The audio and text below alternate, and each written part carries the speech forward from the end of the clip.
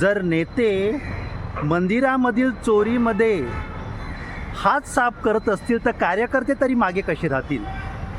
अयोध्येतील राम मंदिर झालं, बद्रीनाथ झालं, केदारनाथ झालं, मथुरा झालं, आता चोरीचं प्रकरण मुंबईपर्यंत पोचले आहे.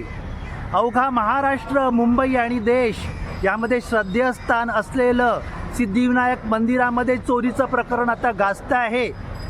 सत्ता आल्याबरोबर यांना मंदिरांचे ट्रस्टी केले, अध्यक्ष बनवलं. यांनी सत्तेमध्ये आल्यानंतर, ट्रस्टी बनल्यानंतर ज्या मंदिराचे ट्रस्टी बनल्यावर त्याच मंदिरावर हात साफ करायला सुरुवात केली. सिद्धिविनायक मंदिरामध्ये दरवर्षी 18 कोटी रुपयांची चोरी होते. आता हे मागे कशी राहतील?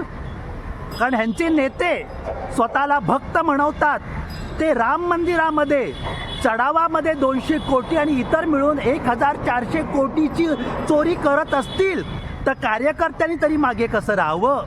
पण यामुळे आमच्यासारख्या भक्त मंडळींच्या या श्रद्धास्थानांना धक्का बसतो आहे. हे आमच्या आस्थेचं ठिकाण आहे.